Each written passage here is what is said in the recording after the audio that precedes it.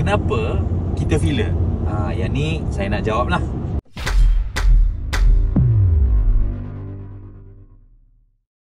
Ada satu kajian daripada Albert Mehrabian. Albert Mehrabian ni dia adalah seorang pengkaji lah. So beliau membuat kajian persuasive speaker ataupun individu-individu yang mempunyai kemahiran bercakap yang persuasif. Salah satu ciri-ciri mereka adalah bila mereka bercakap, mereka tidak ataupun kurang menggunakan perkataan-perkataan filler. Contoh, well, so based on kajian beliau, dia berkata persuasive speaker ni benda tu tak ada ataupun dia akan dikurangkan. Maksudnya kalau macam contoh kita nak menjadi seorang yang persuasif bila bercakap, kita kena kurangkan kita punya filler ataupun kita punya well, actually soalan dia adalah kenapa kita filler? Yang ni saya nak jawab lah. Bila kita sebut tentang filler, in fact saya juga ada filler. Saya sangat percaya anda semua juga mempunyai masalah filler. Dan bila kita sebut tentang filler, antaranya ada dua sebab. Yang pertama, sebab mulut kita lagi laju daripada otak kita.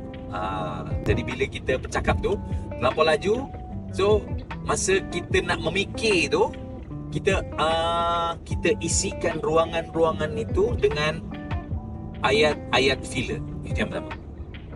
Yang kedua, tuan dan puan, sebab kita tidak familiar dengan topik yang kita nak bahas itu. Right? Dan bila kita sebut tentang familiar, topik-topik yang kita familiar, tapi kalau anda tanya saya, bukan sekadar familiar, tapi mastery. Kalau kita master topik yang kita nak sampaikan, insya-Allah kita punya filler word akan dapat dikurangkan, bahkan akan tidak ada sama sekali.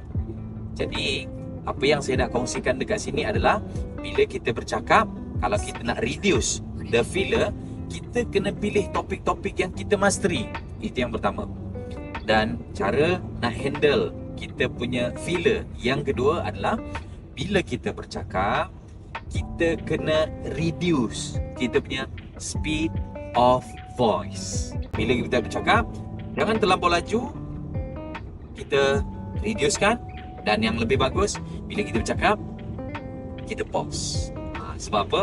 Dia akan memberi ruang dan peluang untuk otak kita digest ataupun proses. Dan insya-Allah bila anda bercakap, anda akan kurang filler ataupun tak ada langsung, insya-Allah. Right? So you all dapat something tak? Kalau dapat, cuba komen dapat. Dan jangan lupa save dan juga share supaya lebih ramai yang aware.